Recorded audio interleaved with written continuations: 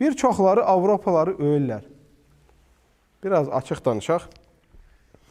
İlərləyiblər, Mercedes buraxırlar, BMW buraxırlar, bunu tikdilər, magnetofon, radio, kompüter, belə. Hə. Bu döşündə kalistuq, kostyum şalvar. Tualetə girəndə elə girdiyi kimi də eşə çölə çıxır. Nə su işlədir, nə taharət eləyir, nə şey. 2 saat yanında otura bilmirsən. Nədir bu? Mədəniyyətdir bu. İtlə yatırlar. Öydə donuz saxlayır, çoçqaq. Pariyat mədəniyyətdir bu. Hətta Avropanın özü belə itin nəcis olduğu, hətta ən nəcis heyvan olduğunu etiraf edirlər. İtin tükünün bir çox xəstəliklərə səbəb olduğunu deyirlər. Və özləri etiraf edirlər. Sadəcə nədir? Kişi yoxdur öydə, itlə yatır.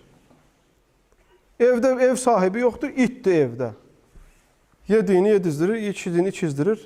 Nələr. Bu mədəniyyət ola bilməz, bu kultura ola bilməz, qardaşlar. Sən itlə yatasan, donuzla yatasan, eşşəklə yatasan, bu şeylər mədəniyyət ola bilməz. Bunlar gerçək mənada İslamı zərrə qədər bilən insandan önə keçə bilməzlər. Nə mədəniyyətdə, nə təmizlikdə. Nə üçün? Müsəlmanın inancında paltarının və gəzdiyi bölgənin nəcasətdən təmiz olması şərtdir və müsəlman nəcasətdən oddan qaçan kimi, heyvandan qaçan kimi qaçır.